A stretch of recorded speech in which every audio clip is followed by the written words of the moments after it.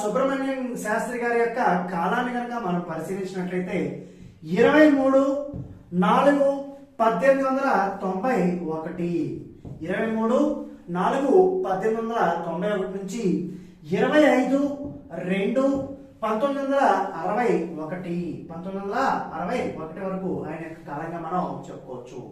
ఆయన యొక్క రచనలు కనుక మనం పరిశీలించినట్లయితే రాజరాజు వంటి నాటకాలు, ఇది నాటకము.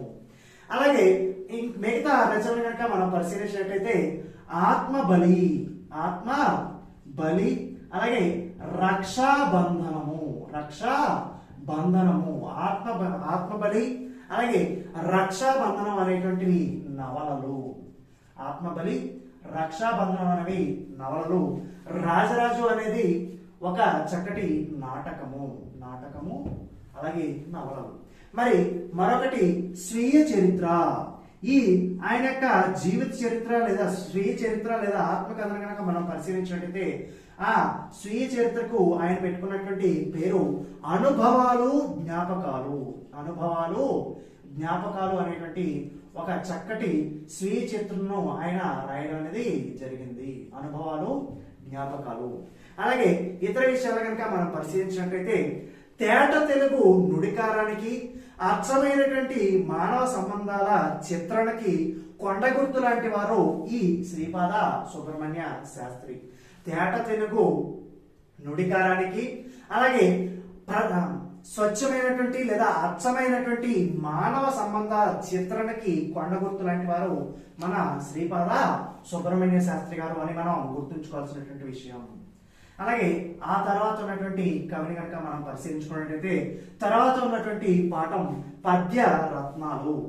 ఈ పద్యరత్నాలు అనేటువంటివి మనకు వివిధ శతక కవుల గురించి ఇవ్వడం అనేది జరుగుతుంది. పద్య రత్నాలు. మొట్టమొదటి కవిని కనుక మనం పరిశీలించినట్లయితే బద్దెన. మరి ఈ బద్దెన గారి యొక్క కాలం కనుక మనం పరిశీలించినట్లయితే 13వ శతాబ్దం. ఆయన యొక్క రచన కనుక మనం పరిశీలించినట్లయితే సుమతి శతకం అనేటువంటి ఆ రచనను రాయడం అనేది జరిగింది. అలాగే తర్వాత ఉన్నటువంటి కవి నార్ల వెంకటేశ్వరరావు అనేటువంటి ఆయన మనకు తర్వాత వచ్చేటువంటి కవి. ఆయన యొక్క కాలం కనుక మనం పరిశీలించినట్లయితే 20వ శతాబ్దపు కవి. ఆయన యొక్క రచన కనుక మనం పరిశీలించినట్లయితే నార్లవారి మాట అనేటువంటి ఆ శతకాన్ని రాయడం అనేది జరిగింది. తర్వాత వచ్చేటువంటి కవి వేమన. మరి ఈ వేమన గారి యొక్క కాలం కనుక మనం పరిశీలించినట్లయితే 17వ శతాబ్దము. ఆయన యొక్క రచన కనుక మనం పరిశీలించినట్లయితే వేమన శతకము అని మనం గుర్తుపెట్టుకోవచ్చు. అలాగే తర్వాత ఉన్నటువంటి పద్యానికి సంబంధించింది చాటువులు అనేటువంటి ఒక ఆ తర్వాత వచ్చేటువంటి ఆ పద్యానికి సంబంధించినటువంటి ఈ చాటువులు అనేటువంటి చమత్కార పద్యానికి సంబంధించినటువంటి ఇది ఉంటుంది. మరి అది చమత్కార పద్యానికి సంబంధించింది. అలాగే తర్వాత వచ్చేటువంటి కవి కనుక మనం పరిశీలించినట్లయితే పోతులూరి వీరబ్రహ్మం అనేటువంటి ఆయన పోతులూరి వీరబ్రహ్మం. మరి ఈయన్ని చక్కగా మనం పోతులూరి వీరయ్య గారు అని గుర్తుపెట్టుకున్నట్లయితే మనకి 7 అక్షరాలు వస్తాయండి. 17వ శతాబ్దంగా మనం చెప్పుకోవచ్చు. 17వ శతాబ్దం ఆయన యొక్క కాలం కనుక మనం పరిశీలించిన 17వ శతాబ్దంగా చెప్పుకోవచ్చు. అలాగే ఈయన యొక్క రచన కనుక మనం పరిశీలించినట్లయితే కాళికాంబ సప్తశతి అనేటువంటి ఒక శతకాన్ని రాయడం అనేది జరిగింది. తర్వాత వచ్చేటువంటి కవి తిక్కన. మరి ఈ తిక్కన గారి యొక్క కాలాన్ని కనుక మనం పరిశీలించినట్లయితే 3 అక్షరాలు ఉన్నాయి కాబట్టి 13వ శతాబ్దంగా చెప్పుకోవచ్చు. మరి ఈ తిక్కన గారి యొక్క రచనలు కనుక మనం పరిశీలించినట్లయితే నిర్వచనోత్తర రామాయణం.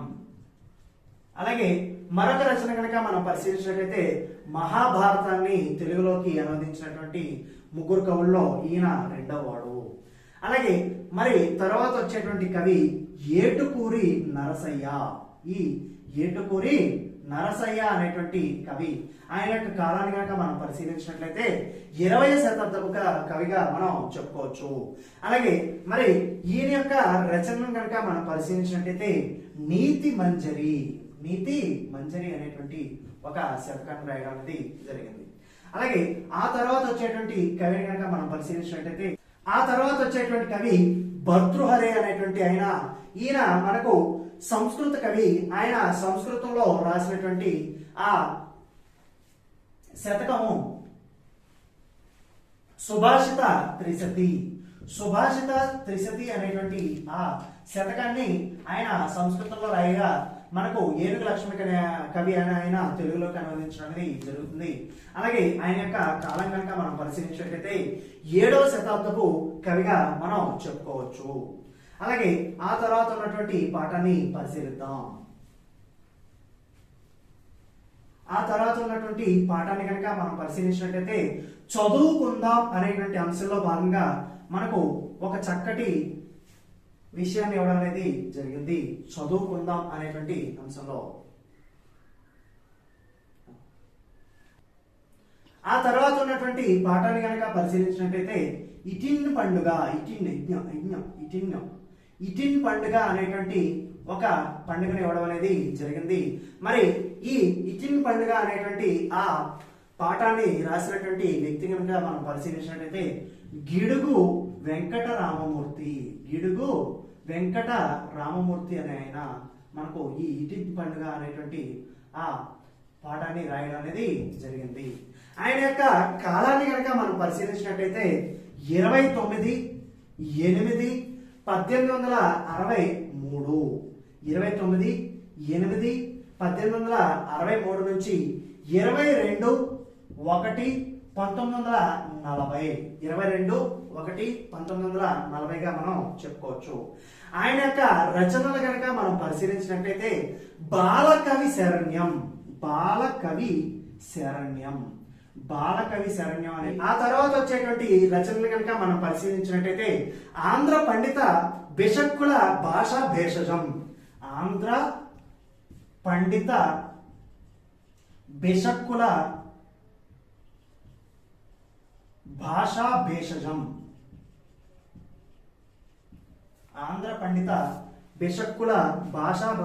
అనేటువంటి రచనను కూడా ఆయన చేయడం అనేది జరిగింది. మరి ఈయన యొక్క ఇతర విషయాలు కనుక మనం పరిశీలించినట్లయితే సవరణ కోసం సవర భాషా మాధ్యమంలో తొలిసారిగా పాఠశాలను నడిపినటువంటి వ్యక్తి ఎవరు అంటే ఈ గిడుగు రామమూర్తి పంతులు గారు అని మనం చెప్పుకోవచ్చు. అలాగే సవరణ కోసం అని చెప్పేసి పాటలు కథలు సేకరించి సవర వ్యాకరణాన్ని రాయడం అనేది కూడా జరిగింది. అలాగే ఈయన తెలుగు భాషకు చేసినటువంటి విశేషమైనటువంటి కృషికి గాను మనకు ఈయన యొక్క పుట్టినరోజు అయినటువంటి ఆగస్టు 29ని తెలుగు భాషా దినోత్సవంగా జరుపుకోవడం అనేది జరిగింది. తెలుగు భాషా దినోత్సవం ఆగస్టు 29. మరి ఎవరి యొక్క పుట్టినరోజు సందర్భంగా అంటే గిడుగు వెంకటరామమూర్తి గారి యొక్క జన్మదినం సందర్భంగా మనం ఈ తెలుగు భాషా దినోత్సవంగా జరుపుకోవడం అనేది జరిగింది. అలాగే మరి ఆ తర్వాత ఉండేటువంటి పాఠం చదువుకుందాం అనేటువంటి అంశంలో భాగంగా మనకు ఒక చక్కటి సామెత ఉంటుంది. తింటే గారెలే తినాలి, వింటే భారతమే వినాలి. మరి ఆ భారతాన్ని సంస్కృతంలో వేదవ్యాసుడు రచించగా కవిత్రయం అనేటువంటి 3 కవులు దాన్ని తెలుగులోకి అనువదించడం అనేది జరిగింది. ఆ కవిత్రయం గురించి మనం ఇప్పుడు తెలుసుకుందాం. ఈ కవిత్రయంలో మొట్టమొదటి వ్యక్తి నన్నయ్య. మరి ఈ నన్నయ్య గారి యొక్క కాలాన్ని కనుక మనం పరిశీలించినట్టయితే 11వ శతాబ్దము. మరి ఈయన యొక్క ఆస్థానం కనుక మనం పరిశీలించినట్టయితే తూర్పు చాళుక్య రాజులైనటువంటి రాజమహేంద్రవరానికి చెందినటువంటి రాజరాజ నరేంద్రుని యొక్క ఆస్థాన కవిగా మనం ఈ నన్నయ్య గారిని చెప్పుకోవచ్చు. ఆ రాజరాజ నరేంద్రుని యొక్క కోరిక మేరకు ఈ నన్నయ్య గారు ఆ సంస్కృతంలో ఉన్నటువంటి ఆ భారతాన్ని తెలుగులోకి అనువదించడానికి పూనుకోవడం అనేది జరిగింది. మరి మొట్టమొదటి కవి కాబట్టి ఈయన యొక్క బిరుదులు కనుక మనం పరిశీలించినట్టయితే ఆది కవి అలాగే శబ్ద శాసనుడు లేదా వాదన శాసనుడు అని మనం చెప్పుకోవచ్చు. అలాగే ఈయన యొక్క రచన కనుక మనం పరిశీలించినట్టయితే ఆంధ్ర మహాభారతంలో ఆది పర్వము, సభా పర్వము, అలాగే అరణ్య పర్వంలో 4వ ఆశ్వాసంలో 142 పద్యాల వరకు ఈయన తెలుగులోకి అనువదించడం అనేది జరిగింది. అలాగే ఆ తర్వాత కవిత్రంలో 2వ కవిని కనుక మనం పరిశీలించినట్టయితే తిక్కన. మరి ఈ తిక్కన గారి యొక్క కాలాన్ని కనుక మనం పరిశీలించినట్టయితే 13వ శతాబ్దం. ఈ తిక్కన గారి యొక్క కాలం 13వ శతాబ్దం. మరి ఈయన ఎవరి యొక్క ఆస్థాన కవి అంటే కనుక నెల్లూరును పరిపాలించినటువంటి మనుమసిద్ధి యొక్క ఆస్థాన కవి ఈ తిక్కన గారు. నెల్లూరును పాలించినటువంటి మనుమసిద్ధి యొక్క ఆస్థాన కవి తిక్కన గారు. మరి ఆయన యొక్క రచనలు కనుక మనం పరిశీలించినట్టయితే నిర్వచనోత్తర రామాయణం, అలాగే ఆంధ్ర మహాభారతంలో విరాట పర్వం నుంచి స్వర్గారోహణ పర్వం వరకు మొత్తం 15 పర్వాలను తెలుగులోకి రాయడం అనేది జరిగింది. మరి ఈ తిక్కన గారి యొక్క బిరుదుని కనుక మనం పరిశీలించినట్టయితే కవి బ్రహ్మ, అలాగే ఉభయ కవి మిత్రుడు. కవి బ్రహ్మ, ఉభయ కవి మిత్రుడు అనేటువంటి బిరుదులు ఈ తిక్కన గారికి రావడం అనేది జరిగింది. అలాగే ఈ కవితలో 3వ వ్యక్తి ఎవరు అంటే ఎర్రన. మరి ఈ ఎర్రన గారి యొక్క కాలం కనుక మనం పరిశీలించినట్టయితే 14వ శతాబ్దంగా మనం చెప్పుకోవచ్చు. మరి ఈ ఎర్రన గారి యొక్క ఆస్థానం కనుక మనం పరిశీలించినట్టయితే అద్దంకిని పాలించినటువంటి ప్రోలయ వేమారెడ్డి గారి యొక్క ఆస్థాన మంత్రి ఎవరంటే ఈ ఎర్రన గారు అని మనం చెప్పుకోవచ్చు. అలాగే ఈ ఎర్రన గారి యొక్క రచనలు కనుక మనం పరిశీలించినట్టయితే హరివంశం, నృసింహ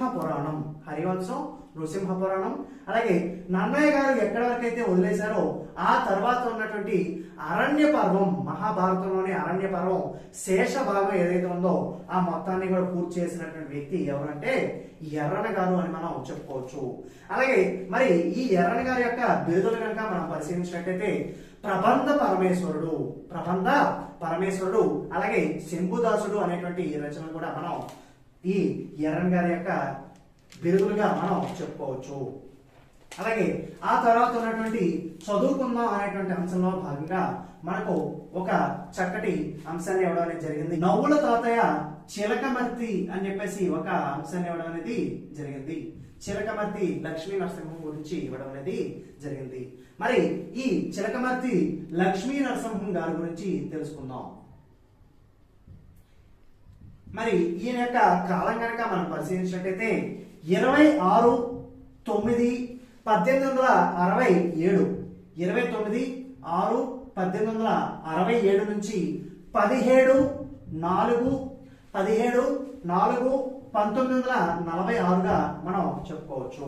మరి ఈయన యొక్క రచనలు కనుక మనం పరిశీలించినట్లయితే గయోపాఖ్యానం,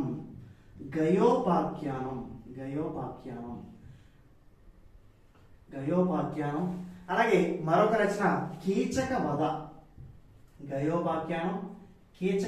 వధ.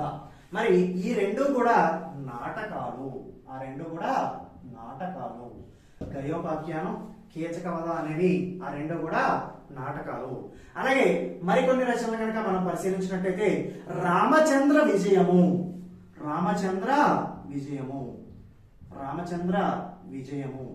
అలాగే మరొక రచన గణపతి. రామచంద్ర విజయము అలాగే గణపతి ఈ రెండు కూడా నవలలు అని మనం చెప్పుకోవచ్చు. అలాగే మరొక రచనలు రెండు ఉంటాయి, బల్లట,